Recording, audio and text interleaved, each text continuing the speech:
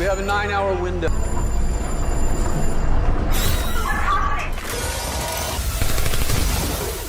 क्या होगा जब दुनिया भर के सारे ही लोग सुपर मून की रोशनी में आते ही क्रीचर्स बनने लगेंगे?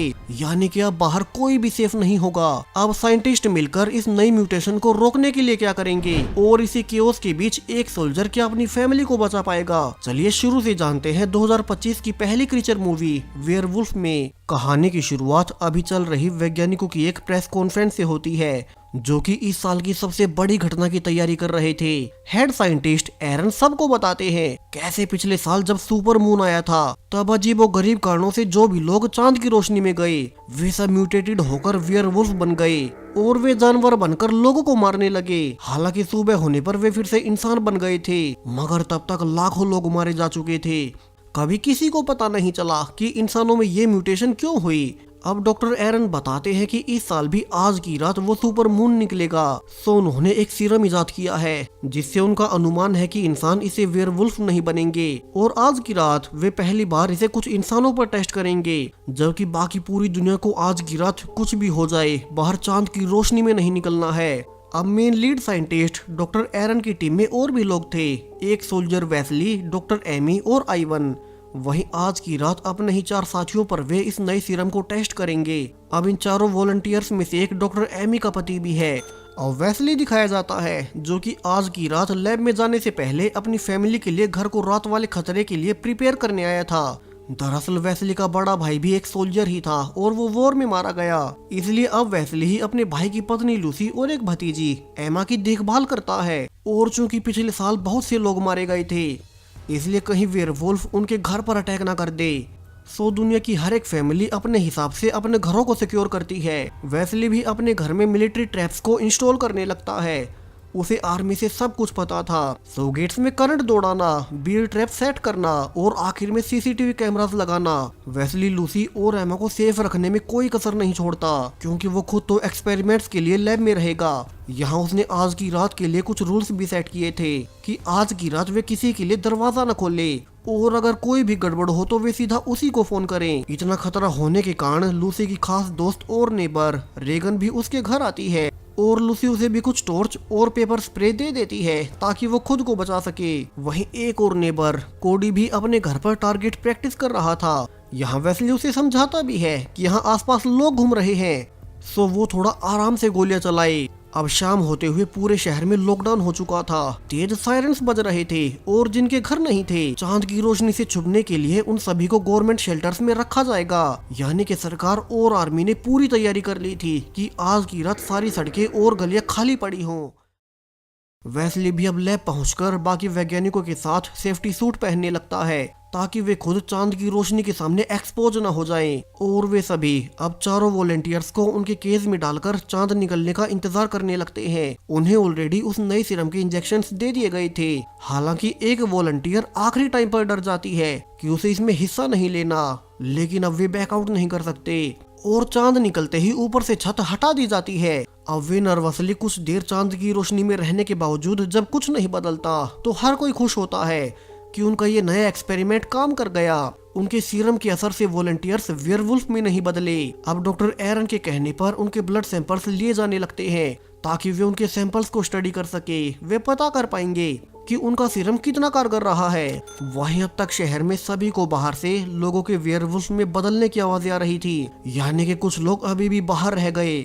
वहीं उसी नेबर रेगन के घर पर भी पूरी सिक्योरिटी न होने से अंदर एक वेयरवुल्फ घुस आता है, जबकि लैब में भी अब तक 1 घंटे बाद उन वॉलंटियर्स की हालत बदलने लगी थी। यानी कि जो उन्होंने सीरम बनाया था वो सिर्फ 1 ही घंटे के लिए म्यूटेशन को रोक सकता है। चारों वॉलंटियर्स अब धीरे धीरे वेयरवुल्फ में ट्रांसफॉर्म हो रहे थे और इसी बीच एक वॉलंटियर मेन मशीन को ही तोड़ देता है, जिससे कि अब वे छत को बंद नहीं कर पाते और वो बीच में ही अटक गई। यानी कि वो चांद की रोशनी नीचे आती ही रहेगी। कुछ वेयरवुल्फ अब केजी से भी बाहर आ रहे थे और पूरी लैब में भगदड़ मच जाती है। वहीं साइंटिस्ट का भागते हुए सूट फट जाता है और डॉक्टर एरन भी खुद रोशनी में आते ही अब वेयरवुल्फ बनने लगता है। यहाँ बाकी सोल्जर्स अपनी जान बचाने के लिए गोलियां चला रहे थे, लेकिन वे उन क्रीचर्स के सामने नहीं टिक पाते। वहीं जो भी सोल्जर चांद की रोशनी में आता वो खुद भी वेयरवुल्फ बन जाता। सो उनकी संख्या तो बढ़ती ही जा रही थी। सिचुएशन लगातार उनके कंट्रोल से बाहर होती जा रही थी। अब इसी भगदड़ के बीच वेस्ली एक घायल साइंटिस्ट इवन को लेकर बाहर निकलने लगता है, जबकि डॉक्टर एमी भी उसी का साथ दे रही थी कि तभी सामने से एक और वेयरवुल्फ के हमले से वो घायल साइंटिस्ट भी मारा ही गया। अब वेस्ली डॉक्टर एमी को समझाता है कि उन दोनों को यहाँ से लैब से निकलना होगा। यहाँ हर गुजरते वक्त के साथ वेयरवुल्फ की संख्या बढ़ती ही जा रही है, सो वे यहाँ नहीं रुक सकते। वहीं घर पर भी बहुत से वेयरवुल्फ हर ओर अटैक कर रहे थे और वहीं नेबर कोडी भी एक वेयरवुल्फ को देख उस पर फायरिंग करने लगता है, मगर उस गधे ने ये ध्यान नहीं दिया कि उसकी गोलियों की आवाज से और भी ज्यादा वेयरवुल्फ उसी की ओर अट्रैक्ट हो रहे थे और एक वेयरवुल्फ अब दरवाजे को तोड़कर अंदर आ जाता है, जिससे कि कोडी भी मून लाइट में आ ही गया और वो खुद भी वेयरवुल्फ में ट्रांसफॉर्म हो जाता है। यानी कि पूरे नेबरहुड में सिर्फ लूसी और एमा का ही घर बचा था, जहाँ की वेस्ली के ट्रैप्स की वजह से वेयरवुल्फ अंदर नहीं जा पा रहे थे। लूसी कैमरा से भी देखती है कि कुछ वेयरवुल्फ उसके घर की बाउंड्री के बाहर थे, सो वो मशीन से पेपर स्प्रे डालकर उन्हें और दूर करने लगती है, जबकि लैब में भी हालत बहुत खराब थे, जहाँ की वेस्ली और डॉक्टर एमी सिर्फ 2 ही सर्वाइवर्स बचे थे और वे बाहर जाने से पहले वहीं सीरम ले लेते हैं। साथ में उन्होंने घड़ी में 1 घंटे का अलार्म सेट कर लिया था, क्योंकि इसके बाद तो सीरम का असर हट जाएगा और उन्हें रोशनी से बाहर आना पड़ेगा। वे जल्दी से वेयरवुल्फ से बचते हुए गाड़ी में बैठकर वेस्ली के घर जाने लगते हैं। वेस्ली अपनी भाभी लूसी को फोन कर उनकी सिचुएशन भी चेक करता है कि वे तो सेफ हों। लूसी रिवील करती है कि उनका पूरा नेबर बर्बाद हो गया, हर कोई या तो वेयरवुल्फ बन चुका है या फिर मारा जा चुका है और वे वेयरवुल्फ अब इकट्ठा होकर उसी के घर पर अटैक करेंगे। वे फोन पर बात कर ही रहे थे कि लूसी को कैमरा पर अपनी नेबर दोस्त रेगन नजर आती है, जो कि बाहर दरवाजे पर खड़ी होकर अंदर आने की रिक्वेस्ट कर रही थी कि उसकी पूरी फैमिली मारी गई, सो लूसी उसे अंदर बुलाकर उसकी जान बचा ले। वैसे भी उसने चद्दर ढक रखी थी ताकि उस पर चांद की रोशनी न पड़े। अब फोन पर वेस्ली ये सब सुनकर लूसी को गेट खोलने से मना कर देता है। उन्होंने पहले ही रूल्स बनाए थे कि कुछ भी हो जाए वे गेट नहीं खोलेंगे और लूसी के रोने के बावजूद वेस्ली उसे ऐसा करने से मना कर देता है और लूसी चाहकर भी दरवाजा नहीं खोलती। जबकि बाहर अब नेबर कोडी, जो कि वेयरवुल्फ बन चुका था, वो रेगन पर बाहर अटैक कर उसे मार ही देता है। वहीं वेस्ली और एमी की गाड़ी भी सामने से आ रही एक बस में क्रैश हो गई, यानी कि अब यहाँ से उन्हें पैदल ही चलकर आगे घर तक जाना होगा। सो वे छुप छुप कर गलियों से आगे बढ़ने लगते हैं।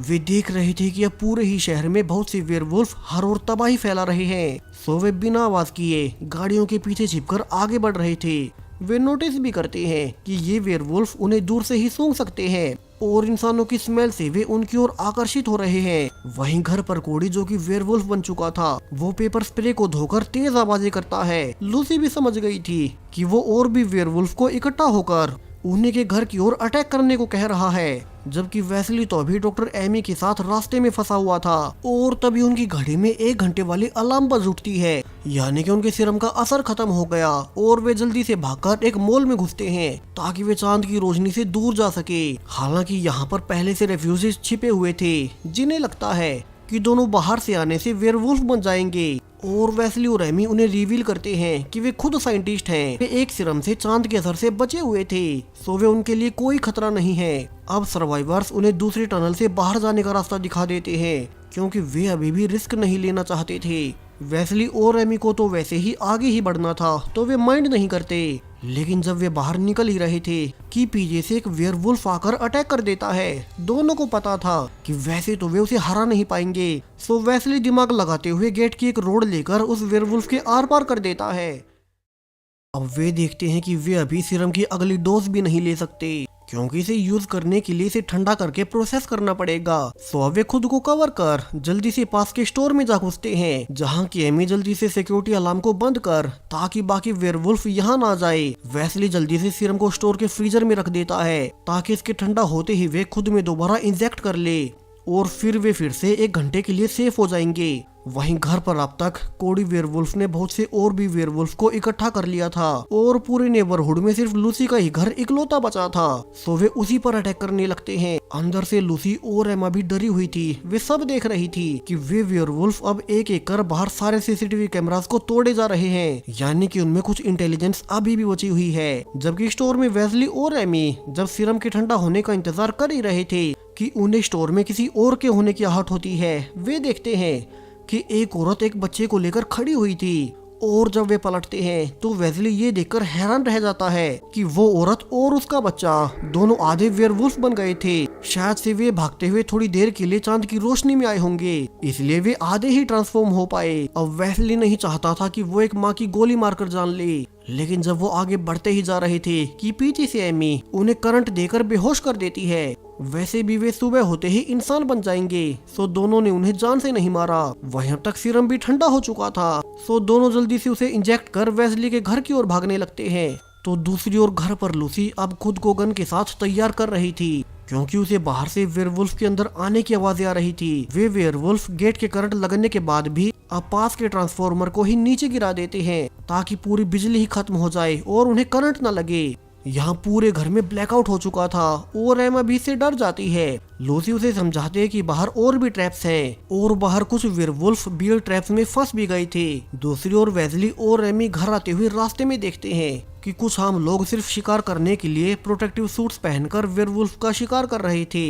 उनकी सेफ्टी गियर की मदद से वे चांद की रोशनी से सेफ हैं। उनके पास बहुत बड़ी बड़ी मशीन गन्स थी। सो वेस्ली और एमी उनके सामने जाकर उनसे मदद मांगने लगते हैं कि वे अपनी एक गाड़ी उन्हें दे दे ताकि वेस्ली अपने घर पहुंच सके। कि इसी बीच एक वेयरवुल्फ की टीम आकर उन पर अटैक कर देती है। वेस्ली और एमी आगे बढ़ते हुए देखते भी हैं कि वे वेयरवुल्फ अब एक एक कर उन सभी शिकारियों को मारते जा रहे थे। वे समझ जाते हैं कि ऐसे तो वे यहाँ से नहीं निकल पाएंगे। सो एमी प्लान बनाती है कि वो वेयरवुल्फ को डिस्ट्रैक्ट करेगी और वेस्ली अकेला मशीन गन तक पहुंचकर उन वेयरवुल्फ पर फायरिंग करे। उसे यहाँ पर अपनी एक थ्योरी भी आजमानी थी और वो जानबूझकर बिना डर दिखाए वेयरवुल्फ के सामने आ जाती है। क्या पता वे डर के मारे इंसानों पर अटैक करते हों, लेकिन ये ट्रिक भी काम नहीं करती। हालांकि अब तक वेस्ली मशीन गन तक पहुंच चुका था, सो वो सभी वेयरवुल्फ पर फायरिंग कर उन सभी को दूर भगा देता है। अब एरिया खाली होते ही वेस्ली एमी को एक गाड़ी तक आने को कहता है जो कि खुली हुई थी, लेकिन वे गाड़ी लेकर निकल पाते।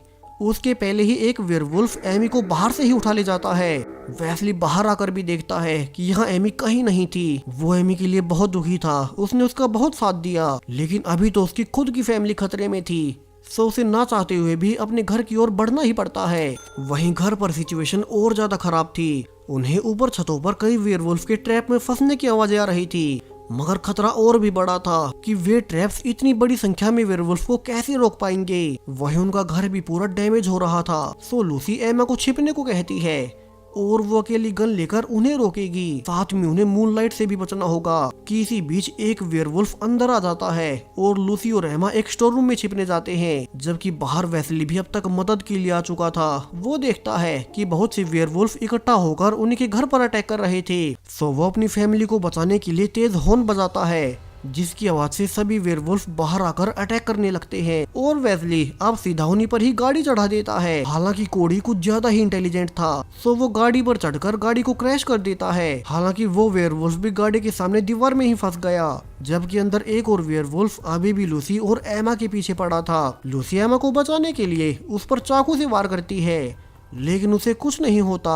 और जब वो वेयरवुल्फ एमा को मारने जा रहा था कि आखिरी वक्त पर लूसी उसके सिर पर कुल्हाड़ी से वार कर उसे मार ही देती है। अब तक घायल वेस्ली भी कार से निकलकर घर आ जाता है। वो सही वक्त पर सीरम का असर खत्म होते ही अंदर पहुंच गया, लेकिन वे देखते हैं कि इकलौता बचा हुआ वेयरवुल्फ कोडी फाइनली गाड़ी को पीछे हटाकर निकल ही गया। वहीं उनके पास अब कोई गोली भी नहीं बची थी। वे जानते थे कि वे कोडी से लड़ नहीं पाएंगे। सो वेस्ली कहता है कि उन्हें अब रिस्क लेना ही पड़ेगा। अब सूर्य के निकलने में सिर्फ 15 मिनट बचे हैं। सो अगर वे 15 मिनट तक कोडी को रोक लें तो फिर सूर्य की किरणों से वो फिर से इंसान बन जाएगा। और अब उसे रोकने के लिए खुद वेस्ली को भी वेयरवुल्फ बनना पड़ेगा। वो लूसी और एमा को अंदर छिपे रहने को कहकर अब खुद बाहर जाकर अपनी फैमिली के लिए खुद वेयरवुल्फ में ट्रांसफॉर्म होने लगता है। चांद की रोशनी उसे भी बदल रही थी और अब वो सामने से आते हुए कोडी से वेयरवुल्फ बनकर लड़ने लगता है। दोनों अब पावर लेवल में सेम हो चुके थे, सो वे बराबरी से लड़ने लगते हैं और फाइनली वेस्ली कोडी को काटकर मार ही देता है। हालांकि खतरा अभी तक नहीं टला था, क्योंकि वेस्ली भी अब पूरी तरह से वेयरवुल्फ बन गया, यानी कि वो अपनी फैमिली को नहीं पहचान पाएगा।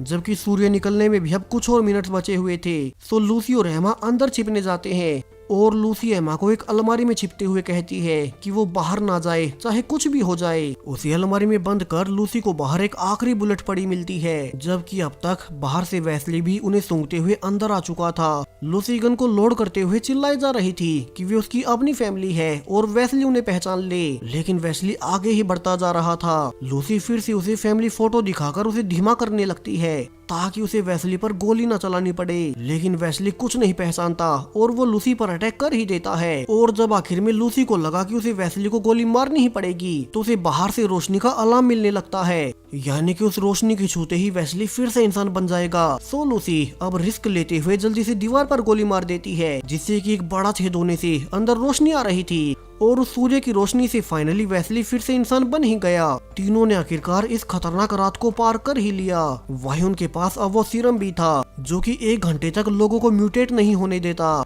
यानी कि अगले साल वाले सुपर मून तक साइंटिस्ट उसे और ज्यादा परफेक्ट कर लेंगे और फिर कभी कोई इंसान वेयरवुल्फ नहीं बनेगा। वेस्ली की इस जर्नी में डॉक्टर एमी ने बहुत मदद की, लेकिन उसे भी रास्ते में अपनी जान गंवानी पड़ी। हालांकि वेस्ली अब अपनी फैमिली के साथ सेफ था और इसी होपफुल एंडिंग के साथ ये मूवी यहीं पर खत्म हो जाती है। सो चैनल को सब्सक्राइब करें और भी ऐसे ही नई वीडियोस के लिए।